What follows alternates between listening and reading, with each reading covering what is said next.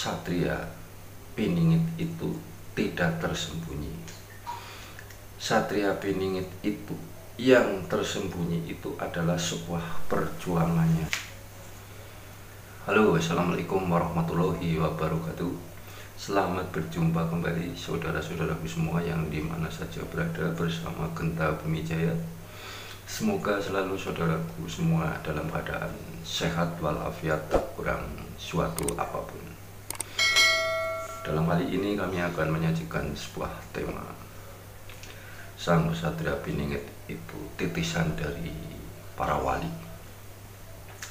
yang selalu itu akan membawa atau mengajarkan sebuah ilmu-ilmu yang harus ditebarkan di atas muka bumi ini untuk bekal hidup setiap dalam kehidupan manusia, termasuk kita semua, yaitu ilmu yang telah dibawanya itu yang diajarkan adalah sebuah ilmu, suatu pengetahuan, kasih sayang, keadilan, kebenaran, serta kejujuran. Nah, ini dari lima ilmu tersebut itu yang dibawa oleh para titisan para wali itu, yang selalu itu harus diterapkan di dalam kehidupan di atas muka bumi ini, agar setiap dalam kehidupan manusia dari suku apa saja itu, agar dalam hidupnya itu mendapatkan suatu keadilan dan kedamaian.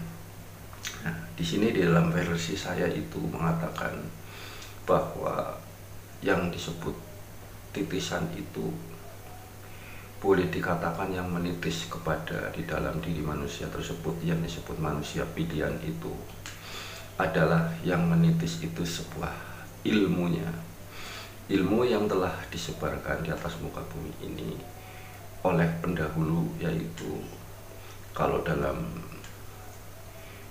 di versi saya itu adalah titisan para wali. Kalau untuk di dalam suatu agama Hindu boleh dikatakan itu titisan Dewa Wisnu. Kalau di dalam kalangan dunia yang memeluk sebagai agama Islam itu adalah yang disebut wali, itu adalah boleh dikatakan itu seorang rasul.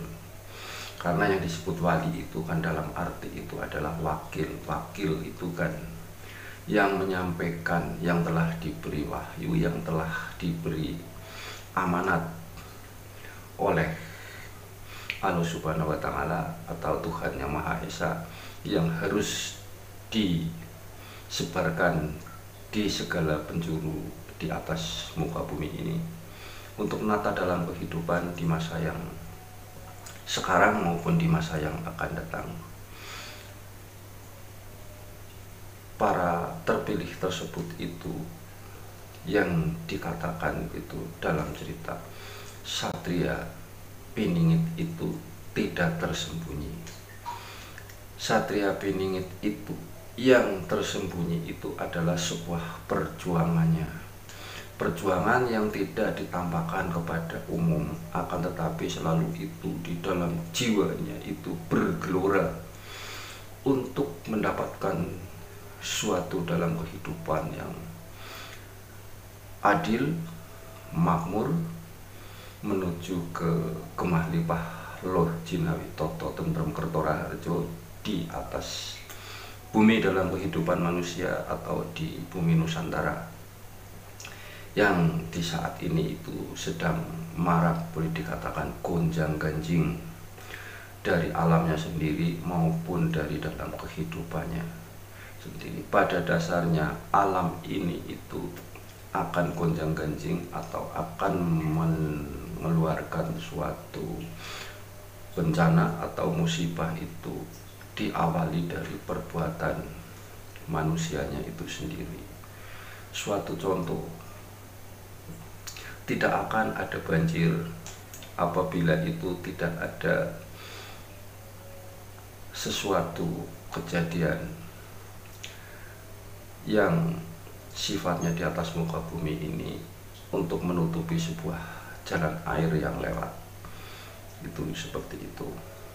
Dan di mana ada sesuatu bencana, di mana ada sesuatu musibah, di mana ada sesuatu kekisruhan atau huru-hara, disitulah sang kesatria Piningit itu sesungguhnya itu muncul di tengah-tengah kita. Cuman kita itu tidak tahu dan tidak memahami di dalam jiwa diri Satria Piningit itu sendiri.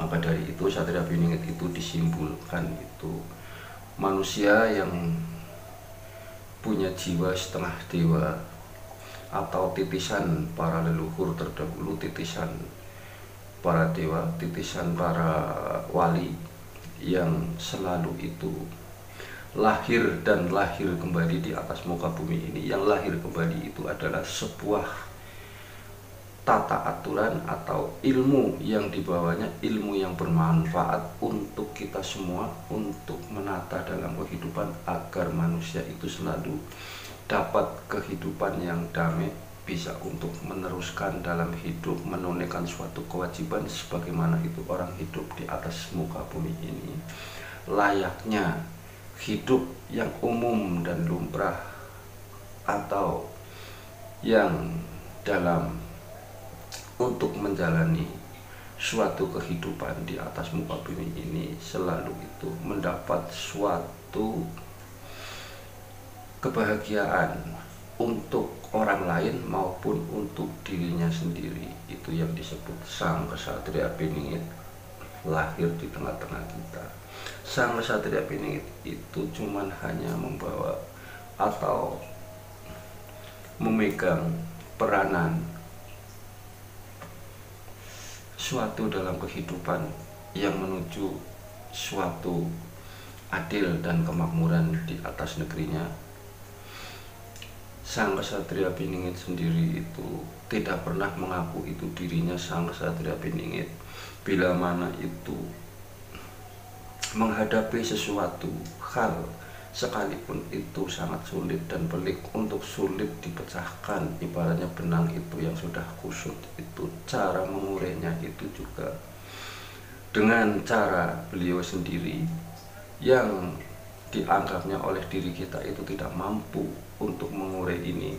Kalau di dalam diri jiwa sang kesatria Piningit itu sangat mudah, karena beliau itu sang kesatria Piningit itu dalam bahasa itu sedikit berbicara, banyak bekerja. Itulah titisan-titisan dari para leluhur terdahulu yang selalu itu berjuang tanpa pamrih. Kalau ibarat guru itu guru yang tanpa jasa, yang selalu mengajarkan kepada seorang muridnya itu, mengajarkan suatu perjalanan dalam kebaikan untuk bekal hidup sehari-hari dengan sampai akhir hayat yang telah ditentukan oleh Allah Subhanahu wa Ta'ala atau Tuhan Yang Maha Esa. Itulah ciri-ciri sang kesatria Piningit yang selalu itu akan menghantar suatu kebenaran yang disebut itu raja tanpa mahkota. Satria Piningit sendiri tidak menghendaki untuk menjadi seorang raja, tidak lain itu ada sebutan kata pepatah, raja tanpa mahkota itu manusia-manusia yang selalu itu membawa berbudi luhur. Kalau di dalam bahasa